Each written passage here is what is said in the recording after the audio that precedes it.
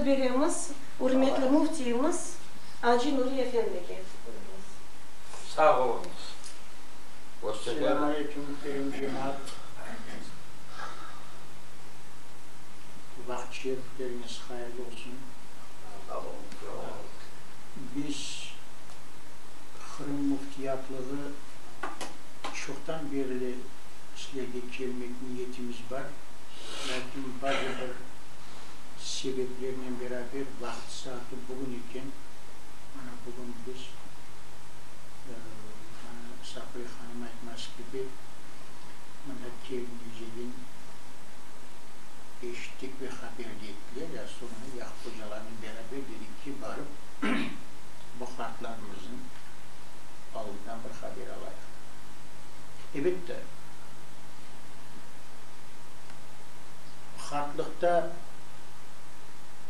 hartlık evine düşmek bizim milletimizde mansup işi değil idi.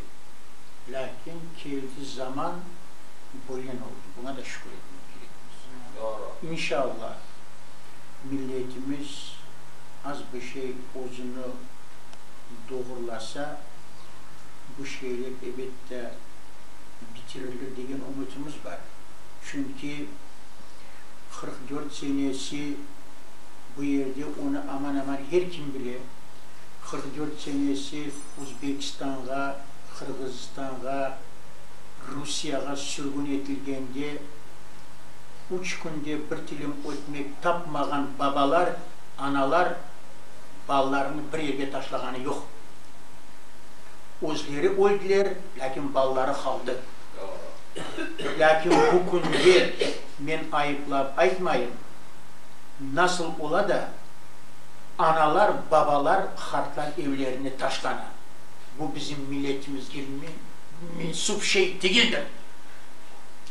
Şimdi şükür edeceğiz. Niçin diyende bugün elbette bizim halkımızın çoksunun ihvalı çok ağır. Bir koz ev içine 6-7 can yaşayan korandalar var. Evde gel tol kağıtına sarılıp yaşayan insanlar var. Onun üçündür belki bu sebepler olğanı. Şimdi